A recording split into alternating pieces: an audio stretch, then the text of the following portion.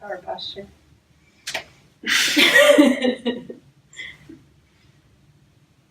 Hey y'all, today we are talking about how to easily remove pain and help move pain out of the body at home, or you can do some of these things in the gym. And to help me out here, I have the lovely Dr. Missy Albrecht, who is a doctor of physical therapy, and she's just going to run us through some different mobilization exercises that are going to help with pain that's typical. So a lot of people have knee pain, hip pain, back issues, shoulder pain, things like that. We're also going to touch a little bit on abdominal mobility and things of that nature that are going to help with all areas of pain, no matter where you have them in the body. And like I said, these are all things that you can do at home. There's some simple tools that you can get from Amazon or your local sporting goods store. Most of you already have one of the Coregeous balls because you've been doing your abdominal massage. So we're going to utilize that as well. So a lot of these tools, very simple, cheap things that you can get really easily. So don't let getting something be a deterrent to actually doing this. These are definitely things that are going to benefit you and that you're going to want to do so that you are pain and injury free. So I'm going to let Dr. Missy just take it away and teach us what we need to know.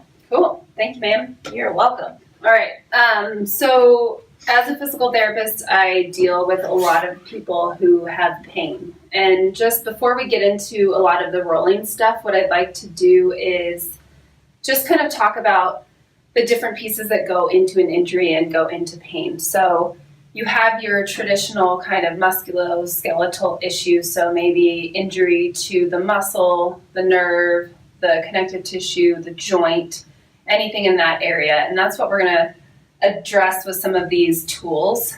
But there's also, I want you to think of kind of a bigger scheme of things. So one of my favorite quotes here, which is actually on the back of my wall here, it's not the load that breaks you down, it's how you carry it. So, when you're working with someone like Erin or someone like myself, and you're working with us for an hour, but what are you doing the other 23 hours of the day? How are you treating your body? How are you holding it?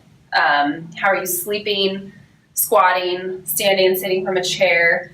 A lot of us tend to get into this kind of attitude posture where we're here, and a lot of that you just end up undoing all the hard work you did to make your tissue healthy. So that's a huge thing to be aware of, further educate yourself on, or work with a practitioner to improve that, or a skilled coach would be awesome too. And then the other piece is internal environment. So I know you guys are working with Erin on the internal environment, and I just want to stress the importance of what you consume and how that affects your tissue health. So if you imagine your muscle and your tissue to be like a sponge, when we are mobilizing, we are literally compressing the tissue, and when you compress it, you're going to push out the bad stuff. That's what we're trying to kind of get rid of. And then when you let go like a sponge, it's going to draw in the nutrients that we want. So if your external environment surrounding that tissue is unhealthy, so it's dehydrated, lots of sugar and inflammatory foods that you're consuming, it's not going to benefit your tissue. So rolling is not going to be, it's going to only help you get so far. So really making sure that your internal environment is honed in. Listen to Erin, she's a smart woman. And so now we'll get into the mobility piece. So let's start with just general soft tissue stuff. So I have a lacrosse ball here. And again, what we're doing is you are flushing out the tissue. And a lot of times we've all been through, stressful periods or times where we've eaten poorly, and your muscles and tissue start to become like a beef jerky type consistency. So you can't think of rolling one area is going to solve everything. We're trying to rebuild the tissue so that pain, that nervous system can start to calm down, and that pain can kind of normalize and go away. So the first one I would say is shoulder issues. A lot of people have. And a lot of it stems from, we'll just call it this chunk of muscle here up in the neck. You've got your upper trap, you've got a lot of your neck muscles here, your scalenes in the front, which get junky. But deep down is your first rib, and that is a huge pain causer for headaches, shoulder issues, neck issues, even kind of upper back stuff. So what we're gonna do is we're gonna take this lacrosse ball and you're gonna put it in the meat of your neck here. And there's two ways we can do this. First one is just gonna be leaning up against a wall. This feels amazing. And I'm just gonna try to lean my body in, and I can either move my head side to side, or I can add a little bit of movement with my arm like that. If that's not enough pressure, what we can do is we can head down to the ground and get that same spot here. And I can add my arm again, I can add my neck, and then I can also add some extra pressure this way. That would be like the most intense, painful. So just to briefly, these are kind of the rules that I go over my patients with when you're doing mobility stuff like this. Any numbness or tingling, you're gonna move. So either that tissue is not ready to be pressurized that much, so you can go to the wall and take some of that pressure off, or lack of quality breathing. So if I'm laying down here and I'm like, yes, this is really working my shoulder, it's okay if I can't breathe because I'm in so much pain, your body is not going to respond in a beneficial way. It's going to think it's in danger, and it's actually going to tense up even more. So focusing on your breathing into your belly, rib cage, and chest so that your body can actually relax into what you're doing. Cool? Okay. Next one we're going to do is the pec. So this, just because of the nature of us being on our phones, on the computer, just slouching in general, this is a good area to focus on opening up for any shoulder issues, especially because of all the nerves running in here.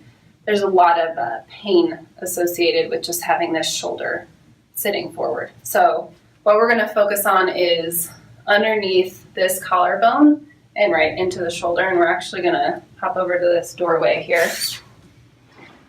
So the doorway is really nice because I can lean, this is going to be awkward, I can lean here, and then I can move my arm like this.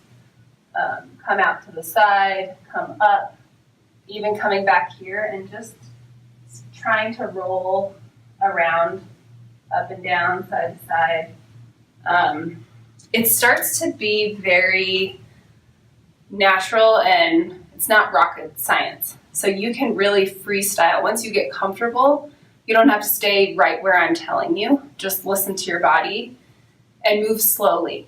So as I'm rolling out my pec, if I'm just going as quick as I can, I'm actually activating the muscle, which, you know, for your glutes and stuff, that's a good thing. But when we're trying to relax the tissue, you want to think nice and slow, controlled movement to really get that muscle to relax. So that's shoulder. We got neck. Thoracic spine. So thoracic spine is base of your neck to the base of your rib cage. And this area is, I mean, from an energy standpoint, there's a lot of awesome stuff in there, but it's also the shock absorber of our body. So if we're stuck in this kind of forward posture, flexed position and not able to open up just for standing, but then you add exercise and lifting things, it can start to strain things like your shoulder and your lower back. So this is an area that we really want to keep opening up, especially for breathing quality. So what we're going to use, this is, I love the yoga tune-up balls. This is just 2 balls in a little tote bag, but you can take 2 lacrosse balls, 2 tennis balls, and put it in a sock. You just want them right next to each other. And what we're going to do is we're going to lay on the ground with them like this. So my spine is running in between the 2 balls. So I will use my hands to support my head here. And what I can do is I can roll back and forth, really paying attention to my breathing. You'll probably get some awesome pops along the way. And then just to add a little bit of movement. So I can lift my hips if I find a really tight spot and want to work that. I can give myself a big bear hug, so get the shoulder blades out of the way. Add a little bit of rocking side to side. And then I can also add those arms overhead if I'm really working on a shoulder issue. Yeah, so that's an awesome one for the thoracic spine.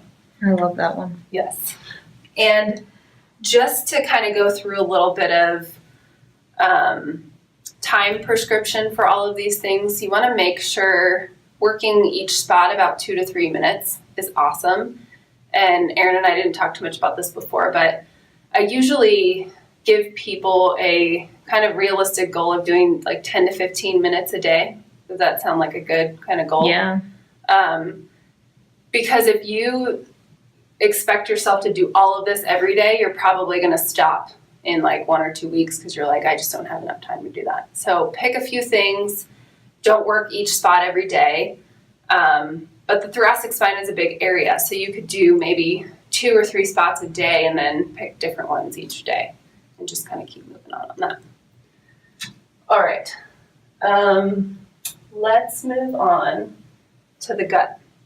So you guys are already rolling on this bad boy. The thing I want to mention with this, because you guys are doing this with Erin from more of a nutritional standpoint to make sure organs are working properly. The other really cool thing with this is for any lower back pain, it is amazing. And I'll say actually just pain in general, because when we roll out our abdominal area, you turn on your parasympathetic system, which is that rest and relaxation. So any patients who have lower back pain or just pain in general, getting in the habit of rolling on this a couple minutes a day just tells your body to completely relax and not think of that pain. Think of that pain more as a message rather than this traumatic thing that you just have to tense up around. But for lower back, it also helps with the hip flexor. So hip flexor goes from the inside of your hip all the way up to your diaphragm, so right at the base of the rib cage. So just by laying on this, I can feel my breakfast. And I can also start to just kind of feel my body start to relax on it. So if you have, this is usually very uncomfortable for people in the beginning. So, maybe 20 seconds is all you can do. But once you start to get comfortable with it, you can roll side to side, up and down, take some deep breaths and just really let your body sink onto the ball. This, I would say, just to be on the safe side, make sure you don't do it before a workout. So this is more of that relaxing post-recovery, I'm in pain, or you just want to sleep well. This is a really good one to go to help you pass out. Okay. The next one that we're going to target is the hips. So we've done soft tissue stuff. We've done some like muscle. We've done some joint with the balls here too, but we're going to do joint work with the band. So the purpose of the band is a lot of our joints, especially our hip joint. So if this was my hip socket and this is the top of my leg bone, what happens when the muscles start to get really tight is they start to get kind of jammed into each other. So when we're trying to move, walk, run, squat, whatever, it doesn't move as well. And so what the band is going to do is it's going to create some space in that hip joint. So if you are having pain, that space, what it's going to do is it's going to start to draw fresh blood and nutrients into that area to start healing whatever's going on in there and just start to nourish the joint so that when you're moving, it can actually, it's kind of like a WD-40. that the right thing? WD-40? Yeah. Spray. Yeah. For the hinges in the door. I feel like my knees need that. Yeah, yes, exactly. So that's why we like to do stretching with the band rather than just plain stretching. So this is a nice one to be able to do if you are at a gym or you have something you can tie this to. Do not tie this to a chair, but this is what you would do. You would just loop it through something sturdy. But this one we can also attach it to ourselves. So I'm gonna loop this around, and just depending on how long your legs are, that's how many times you'll loop it. I'm gonna do 2 here. And then this band is gonna go as high up into my hip joint as I possibly can. And then I'm just gonna lay down like this, and I can start just by hugging this knee in towards my chest. So the band is creating space in my hip socket, and then I pull in and then try to straighten as much as I can. So this is like a super hamstring stretch. It's also starting, some people will feel it kind of pulling on the hip flexor here too, which is awesome. I can even kind of come across this way. Depending on your flexibility, if you need another strap, you can definitely use another strap. And this is that Or a same- towel. Or a towel, perfect. This is that same kind of 2 minutes, just to get some movement. How tight are you pulling that band? You want a good amount of tension on it. Okay. Yeah, you want to feel, it's a different kind of feeling when you feel the shift in the joint, but you want to feel some tug. Okay. Excellent for knee pain, mostly for, just because especially when you're dealing with something with the knee, you want to look at the joint above and below just to make sure if the hip's not working properly, that could be putting more strain on the knee. Mhm. So working the hip like that will help a ton, but also for lower back, because that same idea of looking above and below will help a ton. Okay, so hip with the band. My other favorite hip stretch is the couch stretch. And the purpose for this one is because we spend so much time in this 90-degree angle, what happens is our hip flexors literally and our quads start to just get jammed into each other. And so then you try and stand up and you try and stand up tall, but you're so tight here that you end up having to arch to be able to counteract that. And then you get extra strain on joints and stuff. So, Which can cause some knee pain too, for sure. yes, especially from the kneecap getting compressed. Mm-hmm. Lots of issues with that. So the couch stretch is called the couch stretch because you can do it in a chair or in a couch. I'll actually show it first in the chair here. So the idea is the typical quad stretch is grab on here and hang out. And what happens is because our body, there's a 3-point stretch rule. You want to have 3 points on the ground for your joint to actually let go and feel the stretch. And we also have the tendency to kind of twist and not be as focused on this area. So using a chair like this helps you to balance, and then you can just kind of hold on to the side, squeeze your butt and your belly, and get a nice direct stretch on your quad here. I can have my feet flipped here or flipped this way. And if you don't feel it, you can just kind of keep cruising back towards the back of the couch. What you don't want to do is go so far back that in order to come up, I have to arch my back. So this is probably too far for me. I would have to back up a little bit, squeeze my butt and my belly, and then I can really kind of feel it on here. And then if you want to be a little bit more intense, or if you don't have a chair nearby, you can just grab some padding and get the same effect on the ground, like that. Beautiful. Cool. So the more I would say 2 minutes per side, but the more you sit, I think the more you should do that one. Mm-hmm. Erin asked me for my favorite mobility exercises, and now the list is getting longer.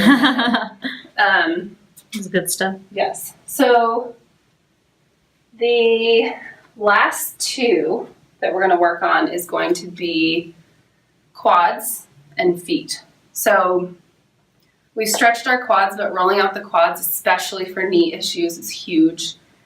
Our society, again, because we spend so much time sitting, our butt falls asleep and we end up being very quad dominant movers. So we need to take that quad beef jerky tissue and create a more nutrient dense environment by getting that massage. So you can use a foam roller for this. You can also use your lacrosse ball. And the goal is just to get one leg on whatever tool you have and just make sure that you're rolling around in different directions. So when I see people on a foam roller, they just kind of go up and down really quickly and stop. This, you want to make sure that you're rolling onto the inside, to the outside. Bending the knee is just going to add a little bit of tension. I would say especially with cranky knees to get the ball instead of the foam roller so you can really circle around that kneecap because that's usually a junky area for knee pain. And again, our quad is a massive muscle and it's 4 muscles put together. And what happens is they become one chunk because of that beef jerky like consistency. So you're trying to, that's why you want to think of different angles to be rolling and be moving around so that you can kind of cover that whole area. And then the last one is our feet. So our feet are our foundation. So especially because we spend a lot of time in shoes with a ton of support or maybe heels, it's extremely important to wake up this tissue, ideally before working out, but just I would say as a daily routine would be amazing. So taking a ball and just being able to slowly work, think of the area. So this is actually good because I was just walking on the gym floor and you can see the dirty part that was hitting the floor. You want to work the area that doesn't touch the floor. So you can see that white area. So I can roll back and forth like this. And then I can also drop my heel down and work. It's working one of the arches in your feet, but it's also getting a nice calf stretch. So this is a really good one because kind of like the thoracic spine was a shock absorber, our feet are also shock absorbers for our body. So any lower back or knee issues, getting this tissue to move properly will take some of the brunt of any impact that you're doing so that your knee doesn't have to be the only thing that's being jarred with any running or walking like that. So give your feet some love. I've done that before with like a golf ball. Can you do that or do you not recommend that? I do recommend that. Okay. No. So usually because our feet have 33 bones in them, doing a softer ball is nice. So that's why I like these because what you'll see is my foot can literally kind of splay over the ball. Mm-hmm. And that's what the golf ball allows Okay. for a little bit more because it's smaller. So you can kind of fold over. The only challenge is it's way more painful. Yeah. But I like the golf ball. But whatever kind of tool you have. So any other spots that you wanted me to target? I would say those are my... No, I think that's fabulous. Okay. Yeah. So now everyone has tools of different things that they can hit to help just feel better, have less aches and pains. It also kind of helps to energize you because you're breathing through those movements and getting fresh oxygen to the cells in the brain. So this is a good thing to do. Like she said, a couple of minutes, spend 10 minutes on it a day. Just pick a couple areas that are really kind of bothering you that day and go from there. Yep. It might take some time to get the habit into your life, but it's well worth it. And so huge when healing from injury, dealing with pain, and preventing that kind of stuff. So Exactly. get at it. Thank you, Missy. You're welcome. Thanks for having me. No problem. Anytime. Great information. Bye.